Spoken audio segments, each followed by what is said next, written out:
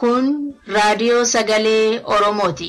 Raadiyoon sagalee Oromoo torbanitti guyyaa 3 wixata, roobii fi sanbata galgala keessaa sa'a 7 haga 7:30 dambalii gabaabaa meetirbaandii 16 yookaan kiiloohertzii 17,850 irratti qophiilee isiniif dabarsu amma jalqaba. Kun raadiyoo sagalee Oromooti.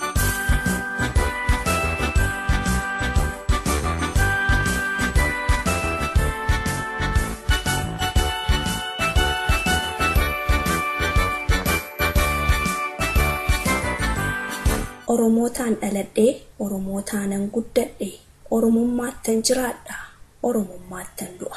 Kana ibsi sansana koo, hirbuu anummaa koo. Harka fuuni akkam jirtu kabajamtoota dhaggeeffatoota raadiyoo keenya. Alaamanni sa'aa namni. Waatiin maatiin martiin nagaa'edha. Oromoon yoo nagaa nama gaafatu. Nageenyi keenya kan kabajaaf kan jaalalaa qilleensaaf sarara intarneetaatiin isinii dhaamaa qophii har'a qabannee isinii dhiyaannee isinii beeksisa.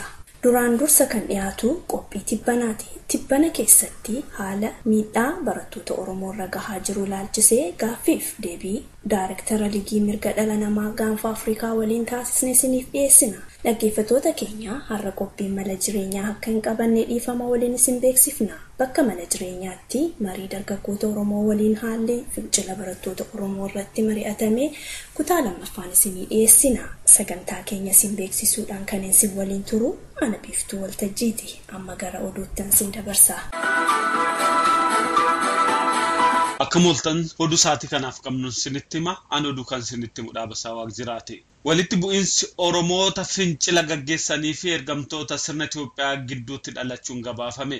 Qeerroon akka gabaasetti godina Wallaggaa Lixaa Qeellamaan Filloo Gandayyeetii fi Muggii keessatti fincila diddaa gabrummaa ka'ee dhaamsuudhaaf deeggartoonni mootummaa Itoophiyaa yaalii godhanii turan. Finciloota uummataa guyyaa lamaan darban keessatti mul'atan dura dhaabbachuuf leellistoota mootummaa Itoophiyaa yaalii godhanis gamtaa uummataa mo'achuu waan dadhabaniif naannoo san gadhiisanii akka ba'an qeerroon gabaaseera.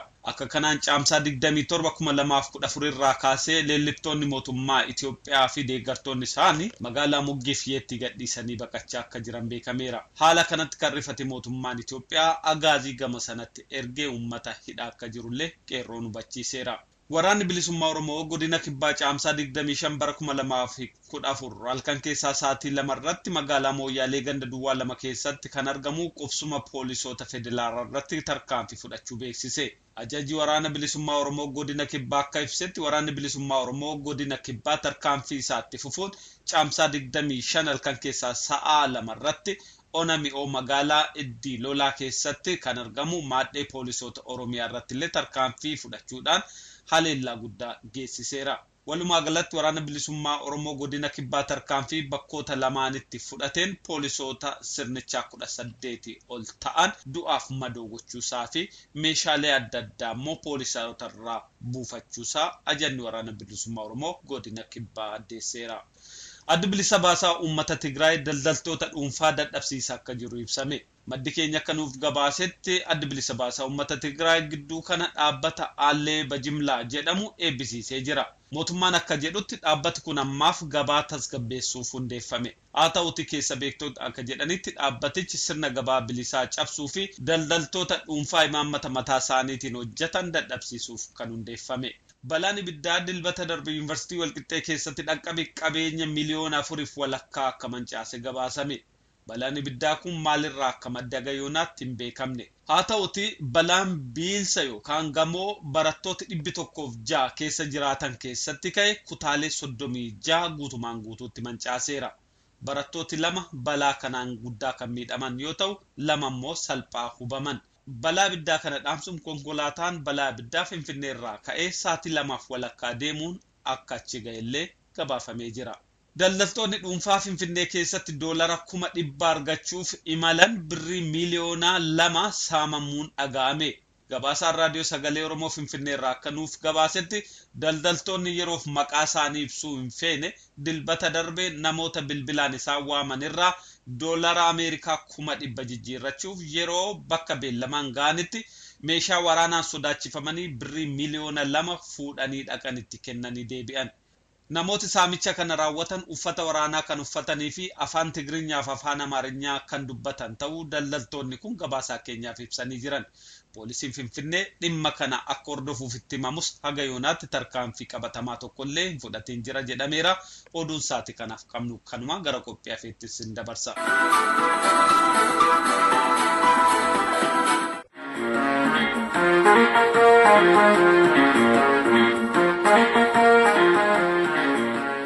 Qophii tibbanaa. Jirra jirtu dhaggeeffattoota qophii tibbanaa. Jaarmiyaaleen mirga dhala namaaf baabsan kanneen akka Human Rights Watch, Amnesty International, Liigiin Gaafa Afrikaa fi Oromoo Support Groupiin gara laafina tokko malee tarkaanfii mootummaan Itoophiyaa barattoota Oromoo irratti fudhateen balaaleffataa jiru. Keessattuu Human Rights Watchitti itti aantuun hooggantuu damee Afrikaa Leslie Lefkow mootummaan Itoophiyaa gaaffii karaa nagaa barattoonni Oromoo isaaf dhiyeessaniif deebii gara jabeenyaa humnaan ol fudhate kun qeeqa imaammata isaa irratti dhaga'uu akka hin feeneef fakkeenya guddaa ta'a. Kanaaf biyyoonni miseensota mootummoota gamtoomanii ta'an gocha Itoophiyaa kana balaaleffachuu fi akka dhaabu gochuu qabu jedhaniiru dhiyeenya kana. Warri kaanis haaluma wal fakkaatuun guutummaa Oromiyaa keessatti ajjeechaa fi hidhaa raawwatameef mootummaa Itoophiyaa abaaranii warra hidhamaniif immoo yaaddoo qaban ibsachaa jiru. Isaan keessaa tokko Liigii Mirga Dhala Namaa kan Gaanfa Afrikaati. Kanaaf qophii tibbanaa har'aa keessatti keessummaa taasifanneerra jechuudha jaarmiyaa kana. Keessummaan keenya pirezidantii jaarmichaa obbo Gaarumaa Waaqessaati. Hayya obbo Gaarumaa tole jechuu keessaniif guddaa galatoomaan jedha duraan dursee. Miidhaan barattoota Oromoo irra gahaa jiru ilaaluudhaaf mee ajjeechaa irraa haa kaanu. Gochi ajjeechaa barattoota Oromoo irratti mootummaa Itoophiyaatiin fudhatamaa jiru kun hagam takka bal'aadha tarkaanfiinsa obbo Gaarumaa. Yeroo ammaa kana waa'ee Finfinnee wajjin wal qabsiisee jechuudha ta'uu danda'a jedhamee kan hin yaadamne ol ta'anii lubbuun darbaa jiru. Nagaan manaa bahee hiriira bahuu jechuun mirga isaaniitti dhimma ba'anii gadi ba'anii amma kana namni dhumaa jedhee namni yaadu hin jiru. Kanaaf lubbuun irra caalaa yoo amboo keessatti bahee guddaadha. Maaliif guddaadha jennee ilaallumaa inni haala isaan ittiin ba'an wajjin wal qabsiisnee ture ilaaluu kan qabnu. Kanaaf mootummaan kun hanga kana hojjechuunsaa dhuguma hammam biyyattii sana keessatti dimokiraasiin yookiin immoo namni mirga hin qabne kan agarsiisu ta'ee argameera jechuu barbaadeen. Lakkoofsi namoota du'anii beekamuu hin danda'ama guutuu Oromiyaatti fincila kanaa wal qabatee obbo Gaaruma. Meeshaa maaliitiin immoo du'an laata warri du'an kun jechuun uleedhaan immoo reebbichaadhaan immoo dhagaadhaan immoo rasaasaan immoo akkamitti akka jaarmiyaan keessan qoratetti? Dhugumadha namoonni du'an beekuun tasuma hin danda'amu. Maaliif namoonni baay'een bakka hin beekamnetti yookiin immoo iddoon argamnetti du'anii jiru. Bulti lama sadii bulanii namoota bosona keessaa yookiin immoo furaa adda addaa keessaa funaanaman waan ta'eefidha. Kanaaf hamma ammaatiin akka dookumentiitti kan qabannee jirru bakka adda addaatti argan namoota gara 70 kan du'an jennee dookumentii keenya irraa qabnu. Garuu irra caalaa harka lama irra caalaa baay'ata jenneetu amantii qabna. Kun tokkoffaa. Lammaffaa immoo bakka fagootii baadiyyaa keessa nama du'e namni gabaasu hin jiru. Odeeffannoo argachuun baay'ee rakkisaa waan ta'eef kanaaf namni du'e kana akka caalaa harka lama sadii dabala jenneetu yaallaa jechaadha. Amma garuu amma dookumentii irraa kan qabnu gara nama 70 kan qabnu. Akka bira geessanitti meeshaan ittiin ajjeefama maal laata? Inni baay'ee kan nama gaddisiisudha. Amma fakkeenyaaf yeroo tokko abbaan duulaa walgahii Amboo keessatti godhee waa'ee namoota du'an rasaasaan du'anii gaafatamummaa jira. Akka fakkeenyaatti yuunivarsiitii Madda Walaabuu keessa namni tokko rukkatee du'eeraa jedhamee gaafatamnaani kana dhageenya nuti hannuti dhageenya namni suni fooq irra baheetu toolii gadi fiiguu jechaadha yookiin baqachaa jiru kuffisee du'e malee waan akkasiin jiru rasaasaan namni du'e hin jiru kan jedhu ture deebisu.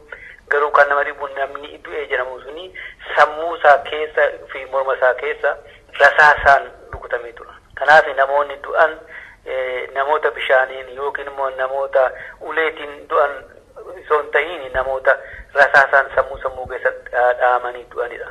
Akka fakkeenyaatti mucaan waggaa 13 gudaritti du'e sammuu isaa keessa rukutamee du'e namoonni nuti agarre hundumti isaanii kan du'an rasaasaanidha malee waan biraatiin akka hin taanedha argaa jirru. Kana jechuu barbaade egaa warra kana agarre malee warri uleerraa reebamanii du'anis jiraachuu ni malu hin jiran jechuu kooti. Amma akka soggaa jedhu wanti kun Oromoo irratti xiyyeeffatee deemuunsaa aggaammii uummata Oromoo lafarraa balleessuudhaaf jedhamuun yookaan jenosaayid isa jedhamu irratti aggaamama yoo jechuun danda'ama mootummaan Oromoo irratti xiyyeeffannaa godhee keessattuu dhaloota ol guddatu irratti akkas jechuun danda'ama. Eeyyee ni danda'ama. Maaliif egaa walumaa guutuutti jenosaayidii yookaan han jedhamu ajjeesuu qofaa bituu hin ta'ini fixuuf lafarraa akkuma jette namoota tokko qomoo tokko yookiin immoo namoota amantii tokko qaban faana bu'anii fixuuf saganteeffachuun mataatti jenosaayidii kun immoo amma nuyi tartiibaan keenya irra waggaa 6 asitti irra caalaayyuu barattoota Oromoo irratti kan ta'aa jiru waggaa 6 keessatti jechaadha tartiibaan keenyatu jirra. Kun kan nu agarsiisu inni wanti kuni wanti saganteeffamee kan deemu fakkaata. Irra caalaayyuu ijoollee barattoota Oromoo irratti wanti xiyyeeffatame fakkaata. Maaliif sagantaa keenya waggaa 6 keessatti kan agarsiisu ijoollonni achi qabamanii hidhamaa jiran yuunivarsiitii keessa jechuudha. Ijoollee sammuu qaban barnoota fixuu gahan funaananii hidhamaa jiru. Nammaa kun egaa isatti aanee dhufee jecha. Kanaaf akka jenoosaaydiitti ilaaluun ni danda'ama. Ragaaleen adda addaa jiru egaa sadarkaa sana geessisuuf jecha ragaalee baay'eetu argamuu qabu.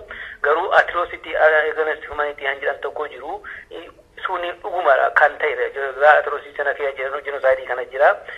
Inni lammaffaan immoo maaliif isaan irratti xiyyeeffatame inni jedhu maaliif ijoollee kanarratti xiyyeeffatame inni jedhu dhugumadha. Nama egereen Oromoo egereen uummata Oromoo akka doomu waan godhamaa deemu fakkaata. Kanaaf akka jenosaayidii guutuutti illee fudhachuu baanne kana fakkaata garuu waan tokko guuttachuu qabna sana jenosaayidii jechuuf.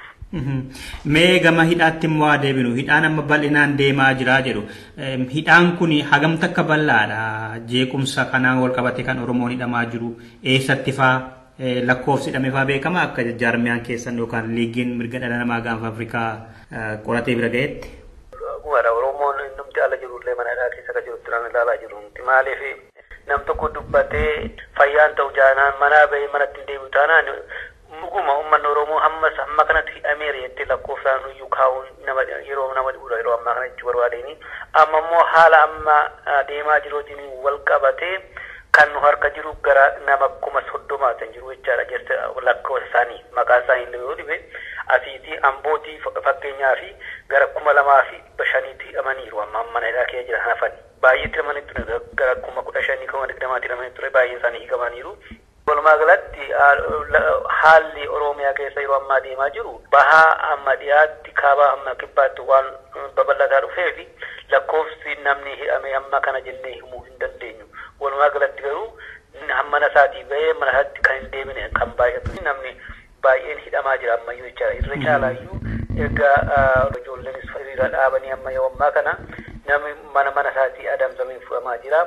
Ijoolleen yuunivarsiitii illee deebi'anii akka mooraa keessaa hin baane godhamaniiru. Mooraa keessaa immoo halkan immoo doormitarii isaanitti dhaqanii akka qabaa jiran nagaa jiru. Fakkeenyaaf mana Naqamtee Ingaddaan dhugee akka fakkeenyaatti fudhachuu hin danda'a. Namoota baay'ee jedhaman ijoolleen barattoota yuunivarsiitii keessaa namoota baay'ee jedhamaniiru. Isaan keessaa amma halkan gaafa 16 ijoollee 50 keessaa funaananii dhiira jechaadha. Bakka dhiyeessaan akka ga'anillee hin beekamu. Akka ilaalcha keenyaatti ijoolleen kun yookiin ajjeefamaniiru yookiin immoo darama hamaatti isaan irra gahaa jira jechaadha. Mooraa dubartiitii immoo dubartoonni hidhaman jecha mana hidhaa dubartii keessaa immoo dubartoota 13tu keessaa fo'amanii warra jiran keessaa jechaadha. Fuudhanii bahanii eessaan akka geessan ammaatti waan beekamu jiru kana harkaa qabaa jirra. Kun naannoo Naqamtee qofaadha. Amboo keessatti hojjetamu gara karaa warroo kan hojjetamu Harommayaatti Dirreedawaatti kan hojjetamu immoo kana ol ta'uu danda'a. Warri hidhaman kun immoo tajaajila seeraa argachaa jiru akka hagasiin quba qabdanitti. Inni gaaffiin guddaadha. Kun biyya seeraan bulutu kan godha. Itoo dhuguma namoonni hidhaman mana seeraatti dhiyaatu ta'e immoo hin hidhamani kan isaan hin hiisisnetu itti hidhamani. Kanaaf mana seeraatti dhiyaachuu hin danda'ani hin dhiyeessani. Maaliif agartee seera addunyaa irrattis haa ta'u seeruma mootummaa Itoophiyaan baafatee jiru irratti namni tokko hiriira bahuun mirga isaati. Yoollee seera biyya sanaa fudhu jedhe yookiin immoo kan hin godhin jedhamne godhee argamee yoollee namni kana hojjete qabameetu mana seeraatti dhiyaataa jecha yoo seerri jiraate. Kanaaf nama seeraan ala hidhaniitu mana murteetti dhiyeessu jechuun waan fakkaatu miti waan hin fakkaatu. Kanaaf mana murteetti haa turuuti poolisiin illee isaanitti dhiyaate baay'ee isaanii kan isaan qorate xiqqoodha jechuu barbaadeen. Amma jaarmiyaan keessan jaarmiyaan liigii mirga dhala namaa gaafa Afrikaa dhimma kana ilaalchisee maal gochaa jira? Liigii mirga namoomaa gaafa Afrikaa haala kana ilaalchisee hanga isaa fi danda'e carraaqaa jira. Maaliif kan gochuu dandeenyu inni guddaani mootummaan Itoophiyaa har'a mootummoota addunyaa waltaanii keessatti miseensummaa qaba. Isa qofaa yoo ta'in kan nama dhibummoo Human Rights Commission Council sana keessatti biyyoota 47 jira. 47 keessaa Itoophiyaan tokkodha. Ulaagaan sun maal jechaadha? Nama achi keessatti filatamuuf duumaan waggaa filatanii biyya mirga uummata isaa eegee fi biyya mirga uummata alaa to'achuu kan danda'u jechaadha. Kanaaf mootummaan kun waa'ee mirga namoomaa biyyaan biraatu waa'ee isa biyya isaa keessayyuu eegaa hin jiru. Kanaaf kana faarratti isa qabaa jirra jechaadha. Dhaabni Human Rights League of the Horn of Africa kun UN biratti beekamee jira.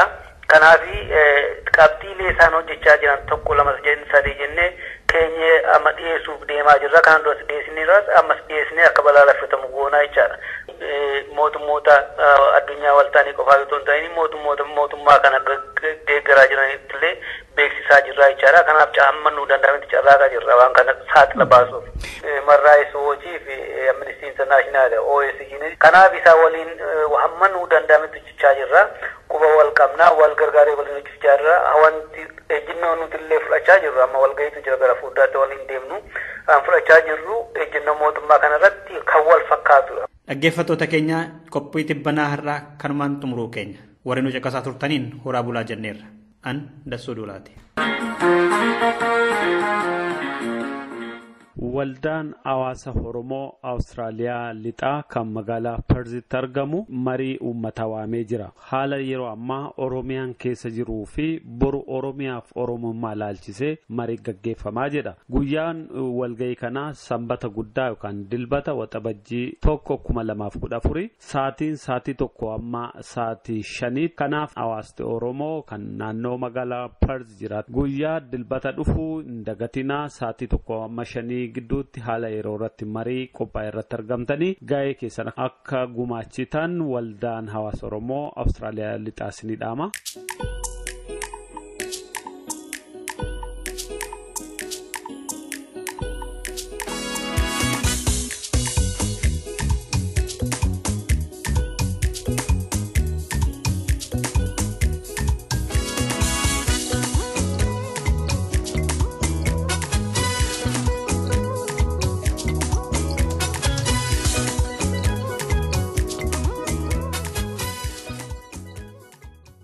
Akka moltan dhaggeeffattoota keenya kun qophii keenya addaa kan marii dargaggoota Oromoo 5 waliin taasifne isiniif dhiyeessaa jirrudha.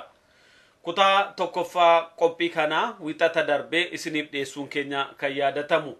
Dargaggoonni 5 falmataa badhaasuu Ameerikaa irraa, hayyuu qanaaxee Norwee irraa, Sinqee Weeshoo Awustiraaliyaa Melbourne irraa, bariituu abbaa bulgoo Awustiraaliyaa Melbourne akkasumas Sooretti Kadir Awustiraaliyaa Melbourne irraa.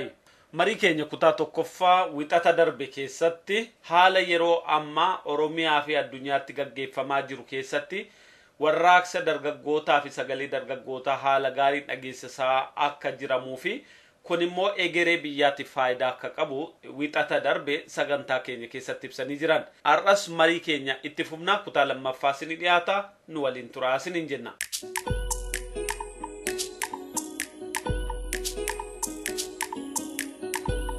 Almata Oromoo miliyoona 40 fayyanii man isinillee gara 40 geenna jettanii ummata miliyoona xiqqoo tana yeroo faranjii himattanii saalfattanii. Dhuga gaarii baay'ee cimaadha. Wanni yeroo baay'ee yoo bakka adda addaa dhaqnu yoo yookiin seneetoroota fabiraawwan kan nuti uummata gana ta'u akkamitti galee walitti gurmuumtanii maangoone akkamitti kun waan jedhu chaalenjii uummata keenya yeroo baay'eedhaaf feesii godhee nu argineef hin jiru.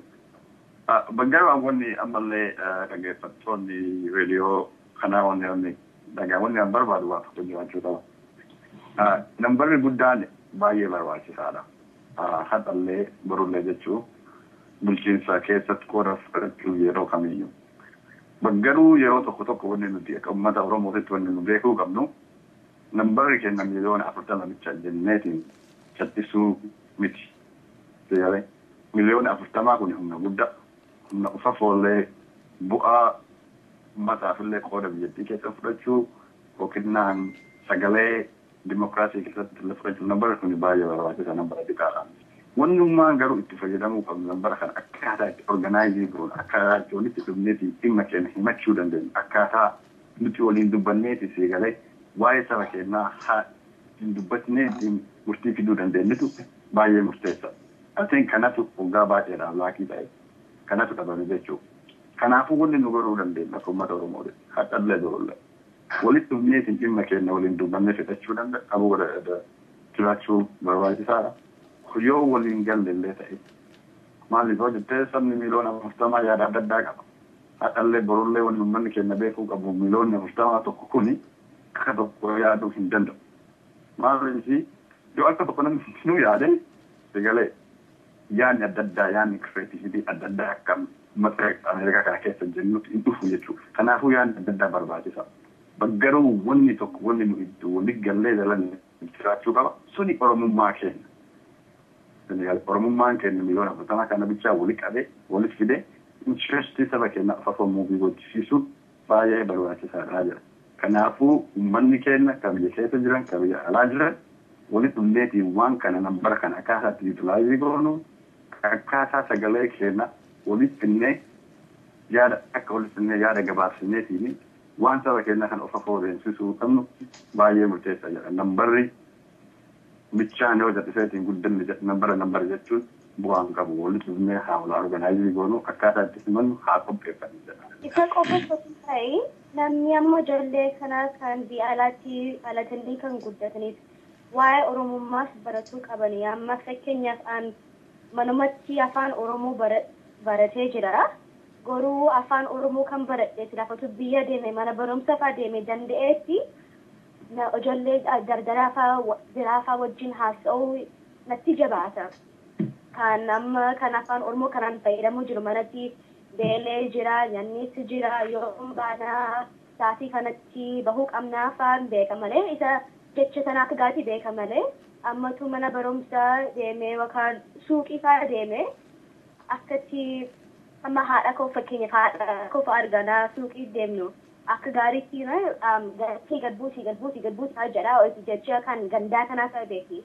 Garuu ijoollee kan biyya alatti guddatanii kan jiraatan immoo jecha akka kanaafaa hin beeknu waan ta'eef afaan Oromoo afaan kan isa irra guddaa kan fayyadamnu miti. So, tokkummaa jenneetii walitti dhufuu qabna garuu irra guddaa immoo kanatti fakkaatu ijoollee keenya wantuma Oromummaa barsiisuudha. Asirratti mee yoo biyya tokko keessa fakkeenyaaf hojii wayii hojjetamee wanti sun yeroo maxxanfamee argitan maaltu isinitti dhaga'ama? Baay'ee namatti dhaga'ama. Anaa fi waan akkasii yoo argu nama motiveetii godhu nama encourage godhu amma muuvimentii tokko yoo ta'uu barbaanne hawaasa Melbourne keessa bichaa miti akkasitti namatti dhaga'ama. Wanni Oromoon hunduu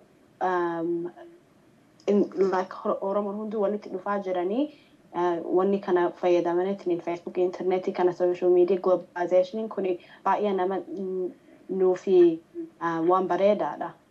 Yeroo baay'ee uummatni dhaamsi isaan dabarsan sun waan guddaadha.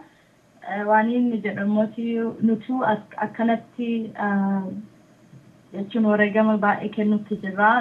Sun immoo dirqama guddaa nurra kaayaa jechuudha akka uummata hiree baay'ee qabutti internetii ta'ee maallaqa ta'ee dandeettii kenna ta'ee nuti sagalee guddaa isaan caalu ka bu'aa buusu qabna jechuudha isaanirra. Maaliif isaan ijoolleen biyyaa yookiin namoonni biyya jiranii lubbuu isaanii sararra kaa'aniiti waan san dalagan jechuudha. Nuti mootiyyuu alaabaan waan fenne goone yoo deebine yoo seera hin cabsine guyyaa tokkos waggaa 10 bullaa jechuudha hin jiraanna jechuudha. Isaan jechuun isaan lubbuu ofii kennanii nuti mootiyyuu akka lubbuun nama biraa hin fudhatamne dirqama guddaa qabna jechuudha isaan oolchuu.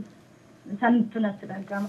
irratti dabalatamuuti intarneetiin waan bareeda ta'e waan uummanni keenya biyya keessa jiruu fi nuti walqunnamuu nuuf salphisuun isaa waan bareeda jedhee yaada. Ayyu atillee TV Oroorraa hojjetta. Mee waan akkasii kanannaa maxxanfamee yookaan darbee argitu maaltu sitti dhaga'ama? Gama keetiin waan akkasii argitee beektaa kana dura? Bidduu bareedaadha. Ani akka sochii barattoota biyya keessatti deemuyyuu daran waan bareechu tokko keessaa yookaan daran addunyaan akka beeku waan tokko keessaa inni tokko intarneet kanatti fakkaatu sooshaal miidiyaa kanarra jedheetan yaa'anii. Sababi isaa akkuma argitan iyyuu namni tokko har'a riimootii Oromiyaa tokko suuraan isaa buukiidhaan yoo inni walii namaarratti dhufee mul'achaa jira. Wantooti biyya keessatti ta'an sooshaal miidiyaatti daddarbaa jiru kun namoota biyya alaa jiru wanta sana akka miidhaa uummata keenya irra gahu daayireektilii akkasumas ilaalu kun bu'aa sooshaal miidiyaan qabsoo kanaaf buuse. Kun immoo maal namatti mul'isu? Yakki kun kana duratti illee hojjetamaa ture. Yeroo dheeraa Oromoon kan irratti hojjetamaa ture. Waggoota darbanitti. Inni amma adda godhe garuu inni wanti ta'e wanti hojjetantu sooshaal miidiyaadhaan fuula dura jira. Mee yaadadhaa hundi keessan warra jettan mucaa morma isaarraa isaan dhaabee suuraa fakkii mul'ata. Hagamtuu kanneen isaadhaa wanta ilaaluun ni ilaalu. Hagam nama inisheetii gochuu danda'a. Hagam nama mootiveet gochuu danda'a. Hagam nama laphee namaa tokko danda'a. Miidhaa mootummaan sun uummata keenya irra geessisaa jiru. Sooshaal miidiyaan hedduu influential jedhanii yaadani. Hedduu influential jedhanii. Therefore kanaaf sochii protestii Oromoon amma geessisaa jiran keessumaa barattoonni biyya godhan irratti jechuudha kan nuti barachuu hedduu baranne sochii isaan godhan qofa osoo hin ta'in tokkummaa isaaniiti. Biyya keessatti quba qabaannaa anis yeroo yuunivarsiitii waan qabaa sochiin tokko Haroomayaatti taana yoo baay'atee dhufe jimmatti ta'ee Finfinnee irratti ni dhaamsamu.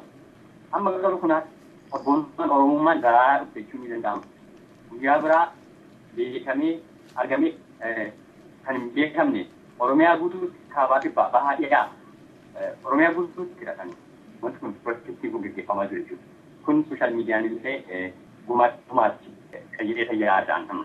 Ayyuu bedduu gaariidha waa'ee sooshaal miidiyaa kaaftee mee falmata sinoo naannoo keessanitti Minnesotaa jechuudha maal inni haalamma jiru maal fakkaata? Akkuma hayyuu fi siinqeen jedhudha sooshaal miidiyaan kun baay'ee yeroo ammaa kanatti fayyadamaa jira uummanni akkaataan itti abdeetii ta'aa hin jiru yookiin rakkuma ijoollee barattoota uummata keenyaa keessa akka biyya keessa gahe kanaaf akkaataan yeroo baay'ee ija arguu dandeenyuun sooshaal miidiyaadha jechuudha kun attanka waanuma biyya adda addaa irratti ta'ee amma fakkeenyaaf yoo fudhatee jechuun biyyoota adda addaa irra waan ta'eef nullee amma biyya keenya illee rakkaalee nullee isaan arguu jirra jechuudha. Gaafii kan kee deebisuudhaaf Minnesota akkamitti yoo kan argitu waan akkuma namni kuudha yoo namni fiigaleef namni hoo argitu namni miira keessa rasaasa rukutame yoo argitu fiigalee mootiin itti godhatee gaddisiisaa akkamitti wanti kun uummata saba keenyaa keessatti laata jennee dubbannurraa kan Minnesota waan godhaa ture ta'anii namni hundinuu ni beekaa jechuudha. Kuni fiigalee dirqama waannoo keessa jirutti sagalee kana dhageessisuu qabna jennee uummanni Minnesota akkamiyyuu charchii baandisaa waldaa mana Islaamaa irraa baantaa akka koominitii irraa baantaa waaqeffata irraa baantaa hundi kennaa walitti dhufnee raalii guddaa kana hundi gochuu dandeenye uummata keenya kana hundi godina walitti fiduu dandeenyeen waan sooshaal miidiyaa kanarraa uummanni kun argee waan gurraan dhagee waan fiigeerraa argee jechuudha. Kanaafuu sooshaal miidiyaan yeroo 21st century kanatti qooda guddaa irraa fudhata akkaataa uummanni tajaajila gahu akkaataa uummanni kennaa yoo qabaatu kanaafuu kana uummanni kennallee amma itti fayyadamuu eegalee jira. Waan jedhu argisiisa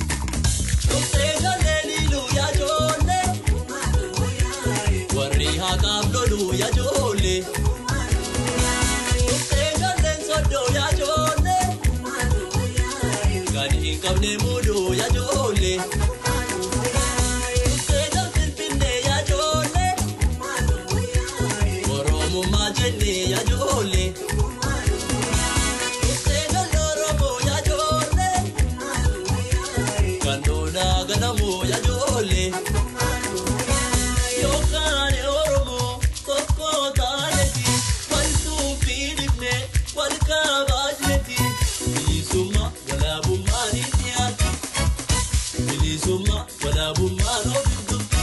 Mariin keenya kutaa sadaffaa sanbata dhufuu itti fufa dhaggeeffattoota keenya. Kutaan lammaffaa har'aa asumaan xumurama waan nu dhaggeeffattaniif hedduu galatooma.